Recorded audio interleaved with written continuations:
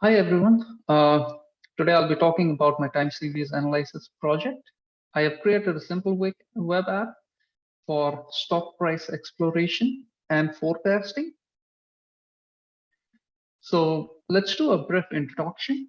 We know that stock prices are one of the most common examples of time series data. Uh, this data is readily obtainable. It's mostly clean and it's really easy to work with. Like I said, my project is a simple web app. You can use it to explore the stock prices of selected companies within a selected time frame. We can also use it to compare the stock prices between two companies.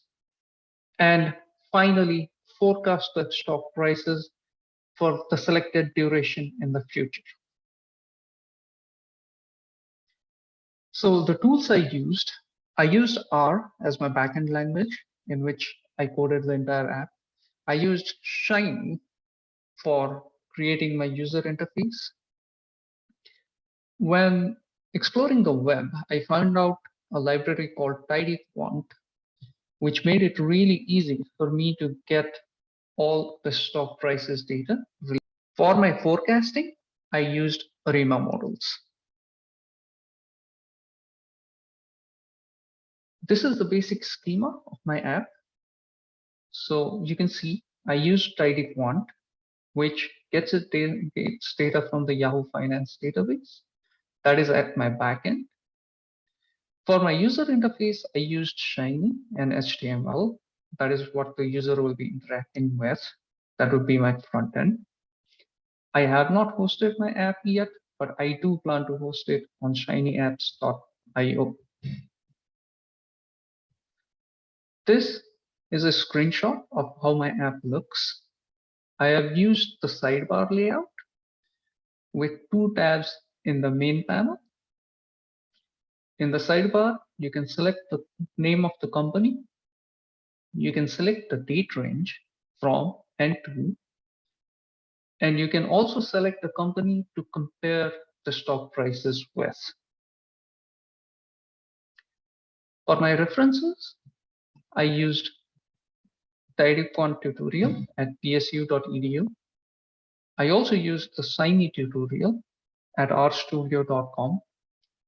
I also used a website called rbloggers.com, which had really useful information.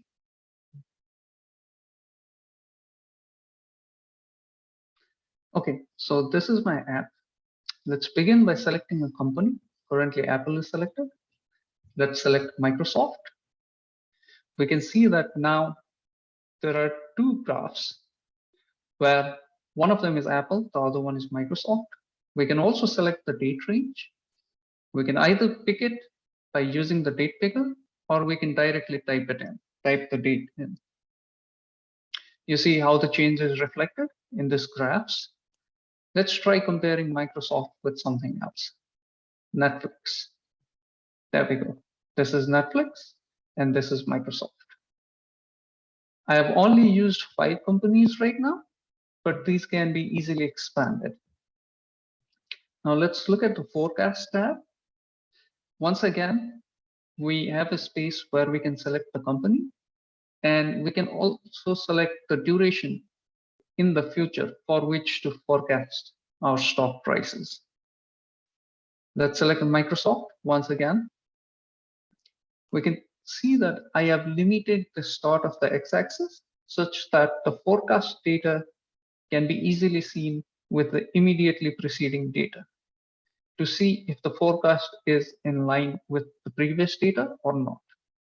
Let's forecast for 10 days, 20,